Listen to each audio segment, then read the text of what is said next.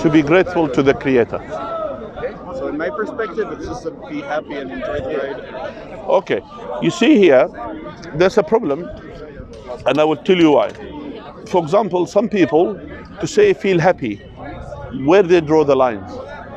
Okay, I get what you're saying. Because if you are going to be happy on someone else's expense, then this is not okay. I understand. Who decide this? It's a subjective matter, for sure. Yeah, if it's subjective to me or to the community, yeah. Is it subjective to me, or is it subjective to the community, or is it subjective to who? Okay, I get it, because there is like no official, because it's subjective. Yeah, that's why. You see here, for example, in the history, even not until now, for example, happiness about certain, you could say, group of people, it could be on the expense of others. We give example, the Nazis, yeah? What they have done, they, according to them, to be good is actually by killing other people, yeah? So the world domination. Yeah, basically, or not just only being, for example, to target the Jews, for example, as part of, terminating the Jews in the country. That's part of their ideology, let's say, and that makes them happy. That makes the country flourish, according to them. I mean, is it something right? And I believe you don't believe this is right. Yeah. I don't believe it is right. So the point is, who decide right and wrong? Is it, as I mentioned to you, is it subjective to me? Is it subjective to the society? Where the society, they voted for this, so we cannot use the society as a good role model to use this. Then where is the subjective morality? Since we are here, since you believe in subjective morality, according to you, you accept should be, you believe in morality, but this morality, it can be subjective. So it has to be objective, yes? How we figure out the objectivity of the morality? I don't know, because it's a slippery slope what you're talking about. On one side, like, we're going to dictatorship, and then on one side we're going to democracy, right? Even democracy and dictatorship. Yeah, exactly. Who decides? It's the same. It's the same. Who decides? Who decides? I don't think that there is. But I will tell you. Who does decide? Politicians decide. Do you think politicians, they could decide for us about morality? Yes, they do every day. They do, but is it right? Like, for example, when we go far nowadays, for example, Biden agrees for the genocide that's happening in Palestine. He agrees with this, and he decides is morally right. Okay, so now I understand the difference. So I believe that everything is a rich man's trick. What? I believe that everything is a rich man's trick. So when I'm saying Julius Caesar said divide and conquer, right? The more that they'll make everyone here believe that we're not one, the easier it is to conquer us. That's the problem.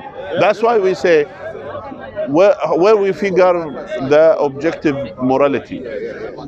That's why we are born inclined to believe in morality. We are inclined to believe in justice. We are inclined to believe in absolute mercy. We are inclined to believe in peace. We are inclined to have this. We are inclined to this. And as well, we are born inclined to believe in the existence of God. That is a key thing. So that leads us to know, because these things, no one can agree about all these objective things until we believe in God. Then from there, But is that also subjective? No. But you see what I just did It can be. I will tell you why. I'll tell you why. The God decision is not according to me or to you or to imams or to priests or to no one. It's according to God's revelation. What He reveals to us, then we accept. So it's not subjective.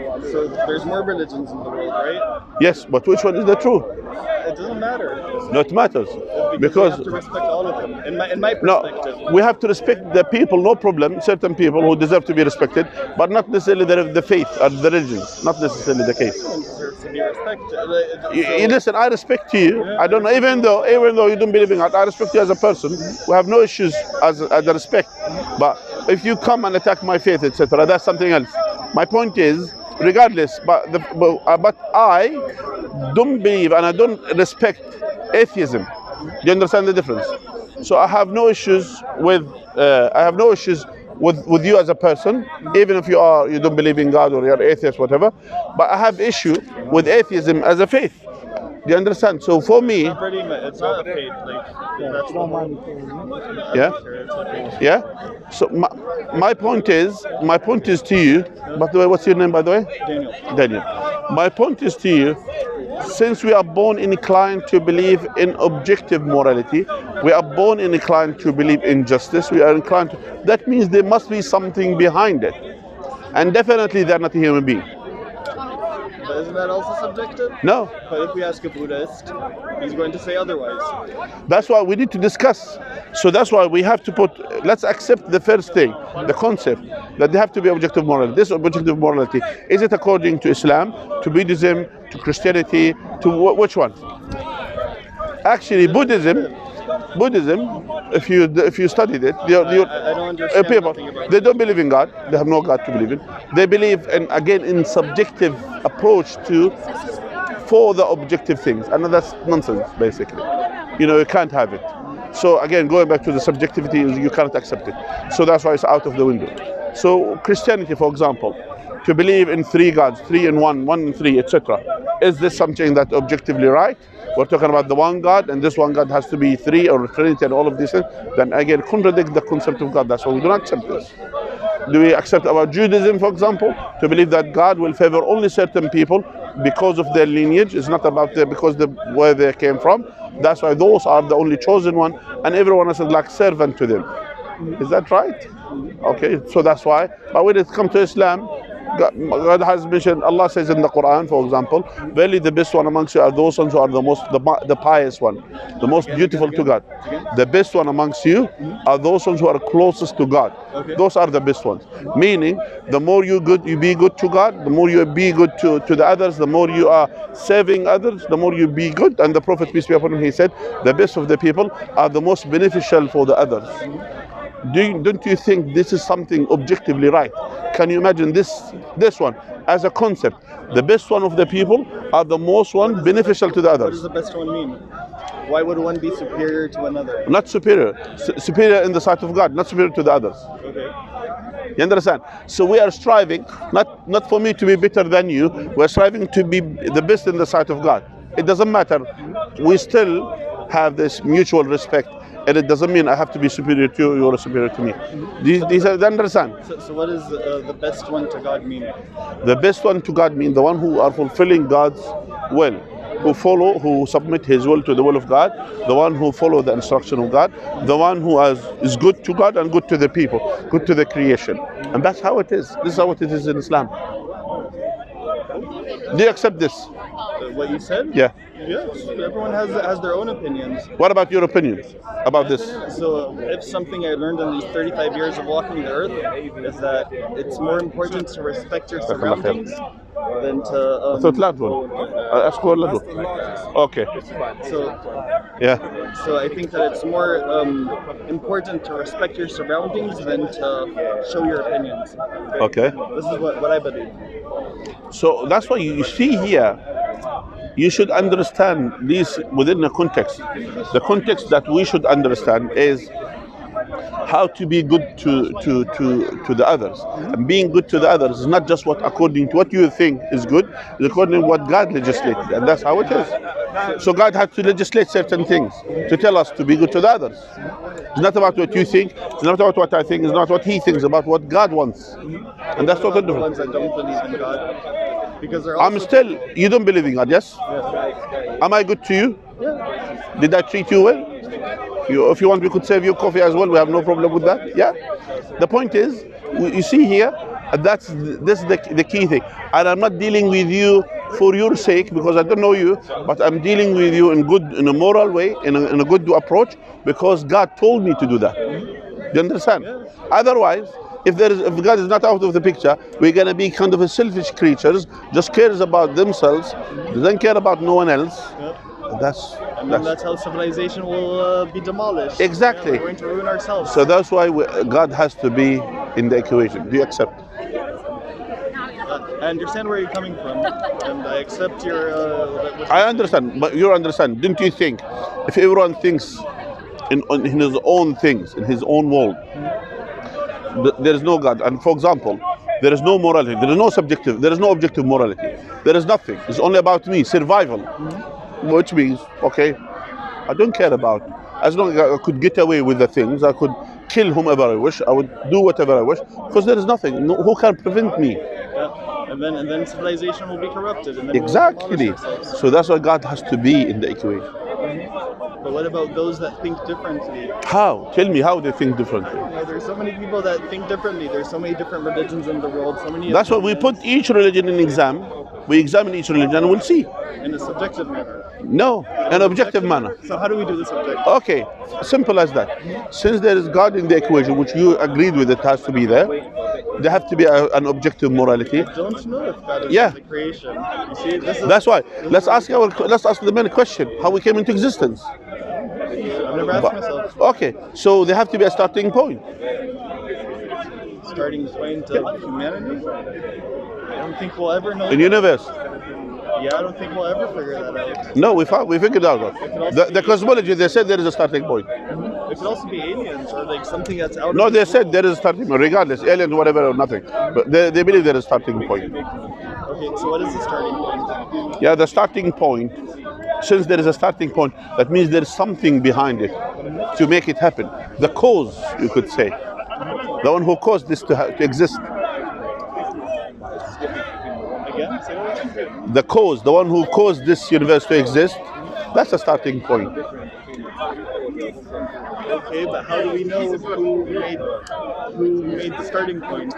Okay, and then and again going back, and then we'll ask another question: who has created the creator? Who has created the creator of the creator?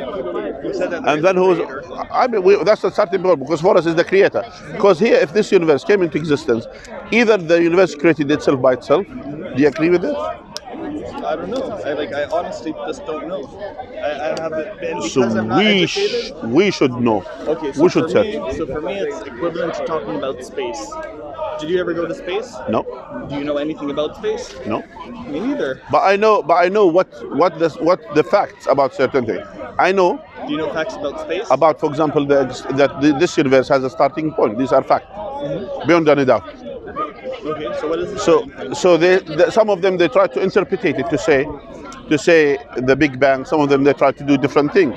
But actually, not necessarily I agree with the Big Bang or whatever. But I agree there is a starting point for this universe. Now this starting point,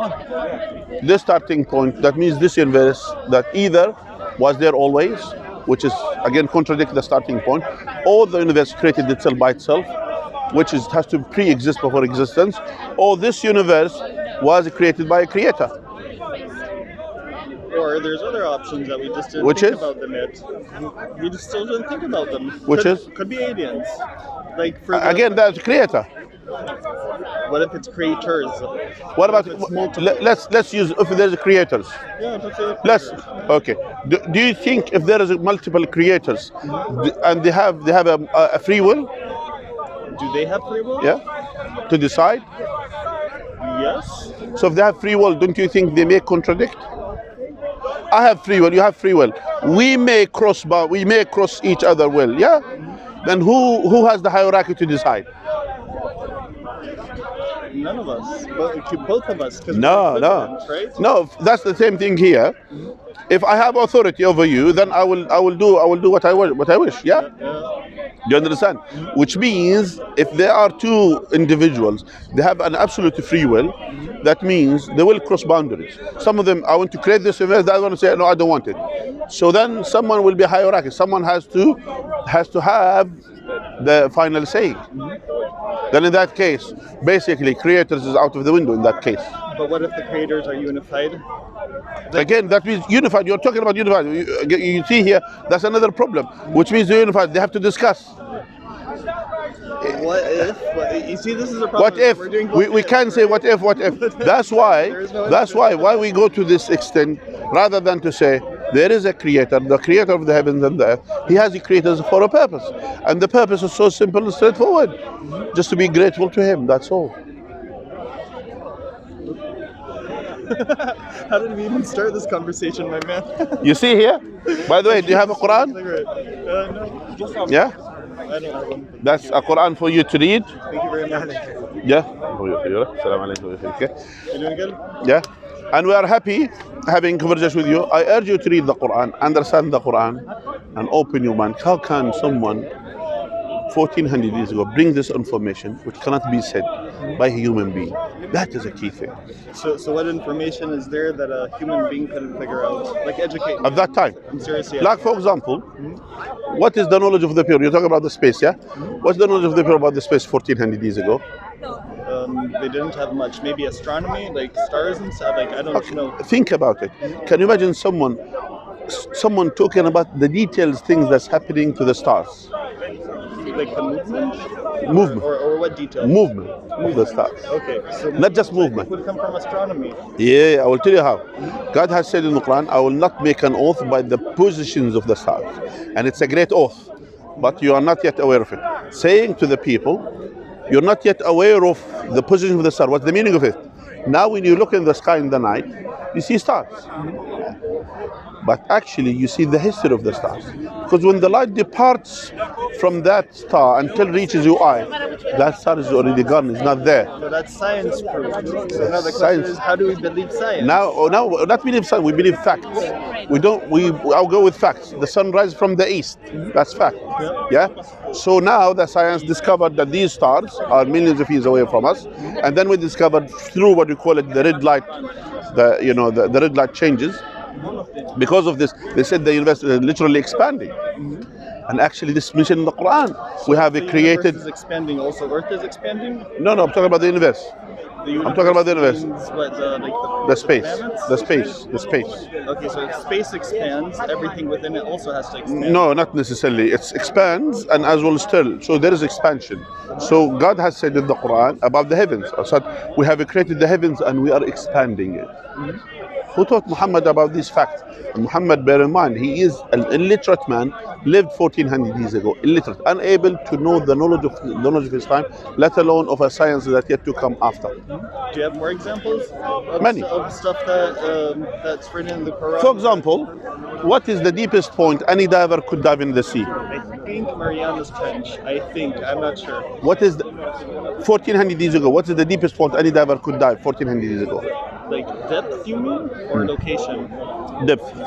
The divers. I think they couldn't pass the 30 meters. I think. So if someone brought us a knowledge about things that's happening deep in the ocean, do you think this information came from someone who's superior?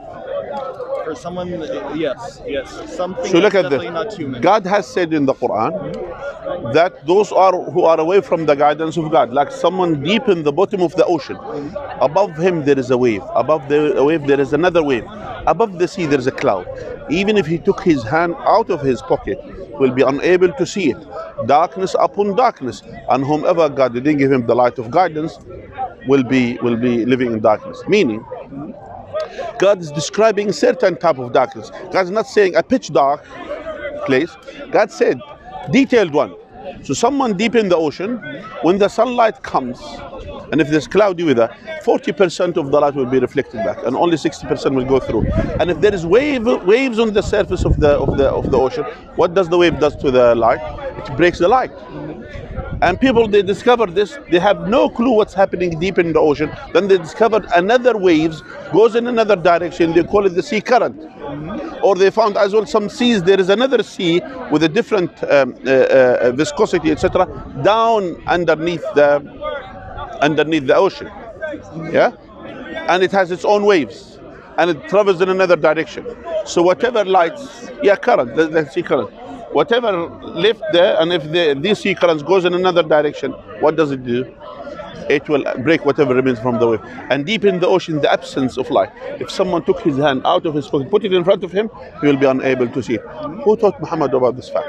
But okay, so I dive, and I know that under 30 meters, you don't see the light. No, you dive under 30 meters, and I dive, by the way. I used to be a free diver as well. But the question is, did you discover that there is the sea current deep in the ocean? Oh yeah, for sure. You feed it immediately. What? You feed it immediately. No, not deep in the ocean. These are the tickets we're talking about deep in the ocean. That's the ones, which is amazing thing that tells you, open up your mind. Wait, I'm still not 100% following you. I feel like you understand it better than I do, yeah? Yeah. So explain to me again. Okay, so we got the currents, right? We have the cloud, we have the surface waves, we have the deep wave, Yeah. and we have deep, the depth. The deepest currents. Okay. Yeah, so like 3 of them. The one that's No, on the bottom depth, floor? just only the depth, which is, as you mentioned, when you go deep, there is darkness. Yeah, but it's not just only darkness. We're talking about another wave. There's 2 layers of waves. No one discovered about what does the wave does to the light, except recently we discovered this. Okay. Okay. So let's say your ancestors, they also free dived to like, I don't know, get food or whatever? Yeah, but they can't know what's going on there. By the way, someone who lived in the desert saying this, that's another. So you know now the deepest depth that a freediver has managed to go is 219 meters. Okay. That's crazy. But with One equipment, breath. with equipment. No. Freediving. No, actually, no, they found out it's around 50, I think, maximum. 50 meters. It's Japanese, bro. We can even No, check it out no, on- 50 meters, the maximum they found with everything. And even they found someone in the middle, someone had oxygen or something just to give it because he reached, but he couldn't come up with the same breath. So right now, the world record for freediving is 219 meters by a Japanese woman. 219 19 meters. feet, I think, as far as I know. Meters. I can. By the way, the point is, at that time, people they didn't have that. So the question is, who taught Muhammad about these facts? These are the questions that Okay, so give me one like fact that's in the Quran that's like I will understand completely, and that comes from like a higher knowledge, right? Like, for example, the development of the fetus in the womb of the mother. Yeah, but that we can dissect. No? Like the beginning of it, where it comes like similar to blood clot. Yeah. Then it developed to similar to a leech. Then from this leech become bones, and then the bones was covered with the flesh, and the flesh came into new creation. How is that? You need to kill how many women just to find out what's these things? We did that in the past. Nah. Look at Benjamin Franklin. He used to dissect people all the time. But not to these ones. You need microscope to see what's going on. Okay. How to know it? Okay. It's a gray area, but I get Yeah, it's a gray area. There is a book that has certain things about it that you could have it. This is called a brief illustration about it. So there are certain things that something makes you just to look into it. Okay. And over here, I'm going to find that stuff that you were talking about. Yeah. Okay, yeah, here I already see the fetus one. It was this one, right? Yeah. Well, thank you for the talk. This was definitely a nice cigarettes thing. I just came here for a second. All right, that's good, and we're happy as well talking to you. Most Yeah? definitely. I wish you to open your heart and mind, and as well, at the end of the day, say, God, if you are there, I know you're there, you hear me, you see me, guide me. That's all. Ask God for guidance. And I wish that we can convince here everyone to preach love, because people here are really hateful. Yeah, we preach peace. Yeah, it's Yeah. important. Right? Anyways, Because we're all so this is for the brother. So we preach peace. That's what we want. Yeah. Anyway, Thank you good, for your time. Good to talk to you. All right, take care. Have a good one. All right, no problem. Yeah, that's that. Okay, inshallah, my brothers and sisters, we ask Allah to